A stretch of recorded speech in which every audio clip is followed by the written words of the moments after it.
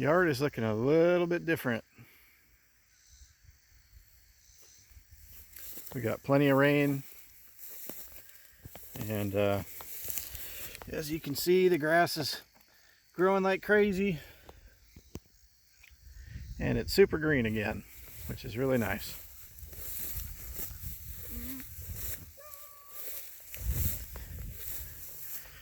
I mowed up there to get rid of whatever that weed is that grows up there, because when we had the sheep up there during and after that storm, it didn't seem like they really ate any of that stuff, so I figured I'd try and mow it and see if I couldn't get just more grass to grow. Hey, what'd you see? So we'll see how that does after mowing it all back, and see if maybe it wasn't just competing with the grass.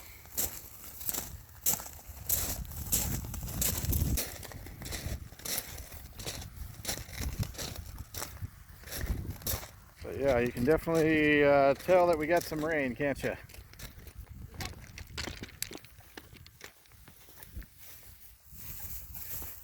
Grass is getting long. Yeah, we have to show Mommy that video. So the sheep have made it from this part of our yard all the way to what we're calling right now the west field. And they've made it all the way to the tree line finally, which actually took quite a while to get over there. So then they're going to be working their way back. And then eventually they'll be out, further out into that east pasture over here.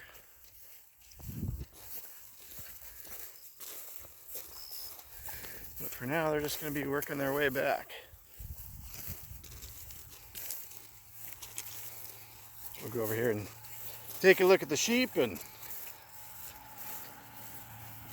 see what's going on with them. This area that they're in back here, just right back in the corner, is all overgrown with different kinds of weeds, and there's some poison ivy, and there's just all kinds of stuff growing back there right next to the tree line. So I'm sure they got a smorgasbord of food that they can eat.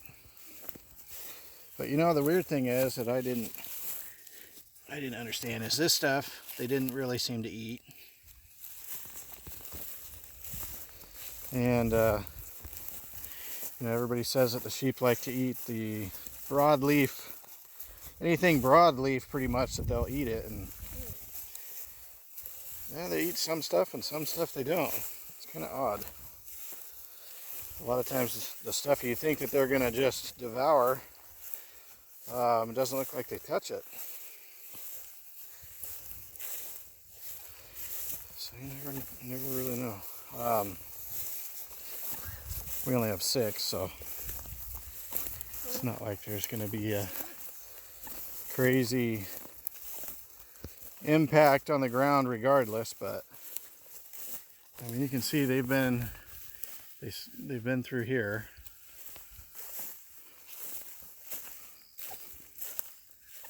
So they got to go in there and chow on the ivy and all the different things that are growing around those trees. And you can see their little dugouts they make here.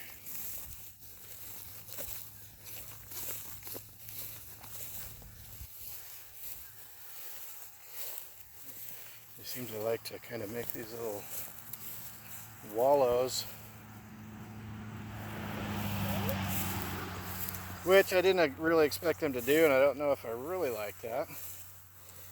I didn't expect them to actually just start digging the grass up, especially because we move them every day.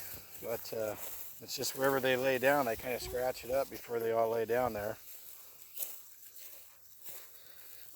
And so I'm trying something a little different with them. I had them in a pretty small paddock, basically about twice as big as I knew that they would eat that amount of grass in a day. Come on, kid.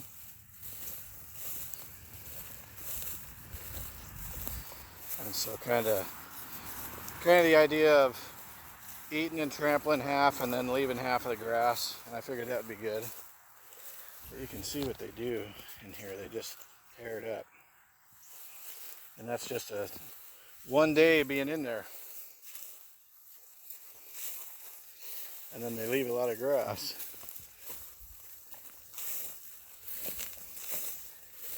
This way, kid. Come on.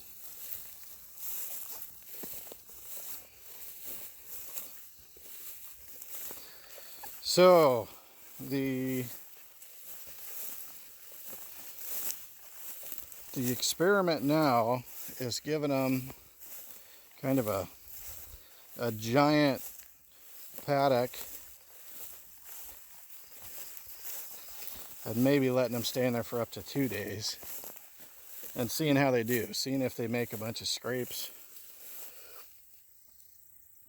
And so the other thing that I'm trying is, because it's so overgrown, that if I wanted to electrify their fence, I'd have to go and mow or weed whack or something all the way around the border of it. And that's kind of defeating the purpose of what I'm trying to do here. So I might do that in the future if I have to. But for now, what I'm trying is only electrifying that poly tape right there that goes around. And so that's hooked up to electricity, but the fence actually isn't. And so one good thing that I've noticed is that that little bit of poly tape is holding much more of a charge than the fence usually does anyways.